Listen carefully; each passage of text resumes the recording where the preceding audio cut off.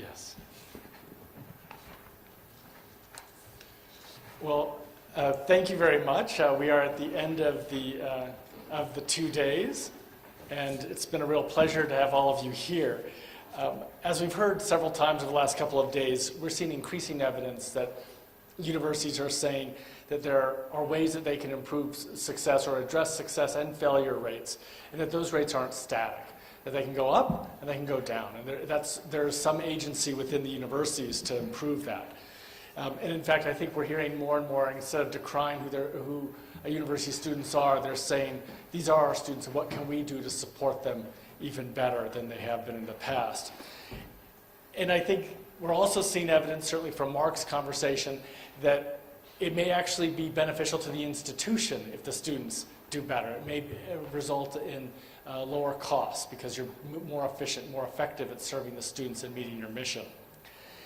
And I think one of the things that's particularly important for all of us is that more and more universities are looking at evidence and data as a way to figure out whether or not this is the appropriate response.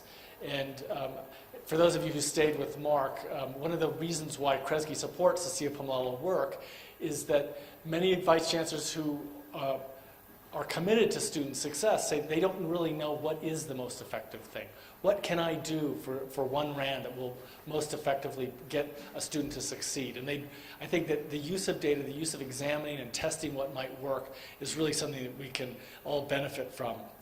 Now, over the last couple of days, you've heard a lot about our US work as well, and particularly Achieving the Dream, or what many of us call ATD.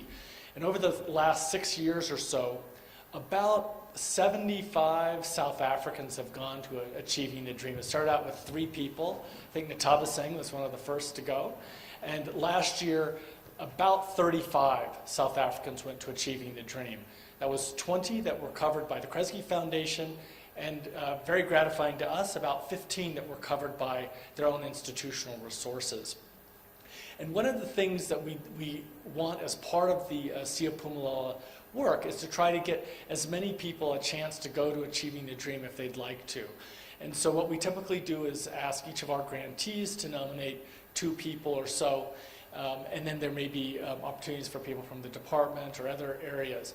But we also try to allocate about 5 slots a year that would go to people who are not direct grantees of Kresge in this initiative. And so one of the things I just encourage you to do is to be on the lookout. We're hoping that about August 1st or so, Sadie will be announcing a way to motivate and nominate or apply for a seat from the Siyaphumelela program to go to DREAM next year. Of course, you can also go and have institutional funds pay your way from your own institution, and we can coordinate your travel so that you can be part of the overall delegation. But again, we wanted to make sure that you were aware of this opportunity, particularly if you're from a university that maybe has not sent someone in the past. We're eager to get as many universities to participate as possible. Just for your preparation, the conference itself will be between February 19th and 23rd in Nashville, Tennessee. That's sort of in the middle, kind of, towards the southern part of the United States. And as I said, we're looking for about 5 additional delegates. You can also find out more information in general about Siyaphumelela and about Achieving the Dream if you go to the siyaphumelela.org website.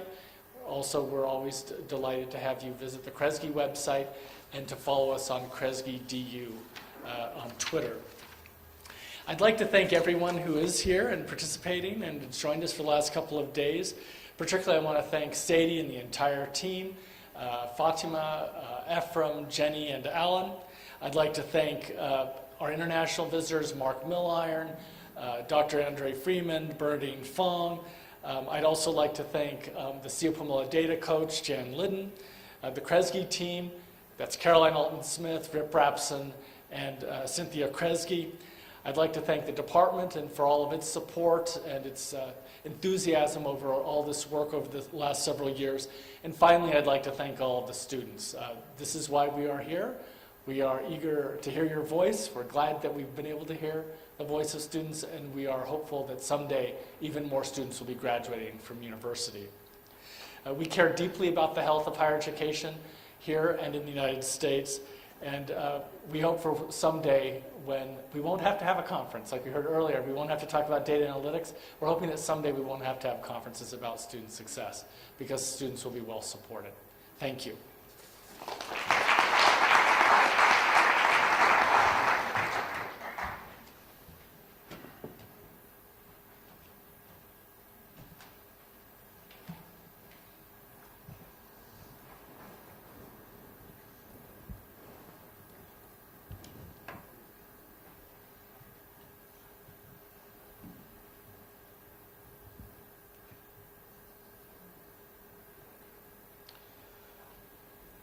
I want to say thank you for all your participation and for saying to the last bit. We have had a very interesting number of days. I'm sorry, it's not working.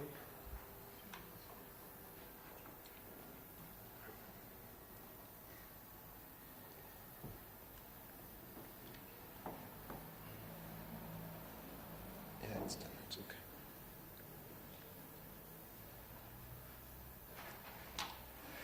So I want to tell you a little bit about what we're going to do in the near future and how we're going to work. As you've heard, there were a number of working streams, so these will continue as the advising and the national data, but we will now include another new one, which will be the Pathways Instructional System, to talk about how maths could be used and how we could learn from the processes of the Carnegie system and how we could think about improving the quality of maths throughput in the country.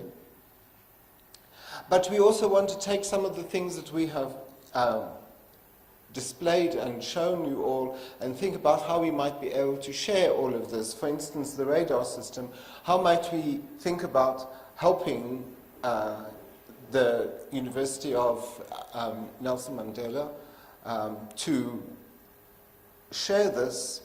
We also want to talk about the Bayesian modeling and the Tableau, and I have already asked how do we think we can use open source software to do this and not proprietary software, because this is, they are not cheap pieces of software, and how do we think about doing these kinds of analysis where the all country institution can take place.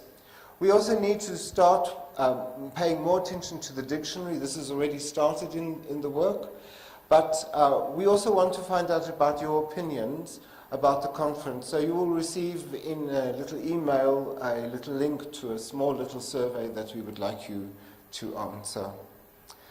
But for next year, the next year conference will be a little bit different from what we have been doing up until now.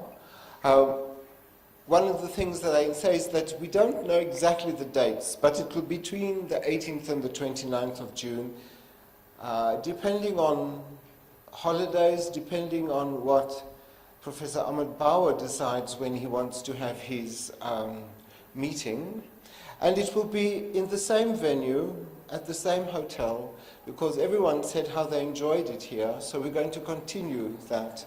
But just to go back a little bit to say the processes, the call for papers will start on the 1st of February and end on the 1st of April, where the registration process will start, but we will then inform the people who have submitted papers of their success on the 17th of April, and the registration process will close on the 14th of May, which will give us enough time to be able to plan the program in a more leisurely fashion than what we had to do it this year.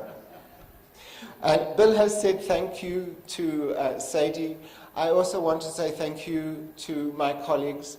I especially want to say thank you to Fatima and to Maureen, and also to the other colleagues in the support staff, who without them, I don't think we would be able to do anything, because they do all the management of flights and car hire and finances. And of course the others that have helped, Ephraim and Najma, and of course to our leader, Jenny, thank you very much.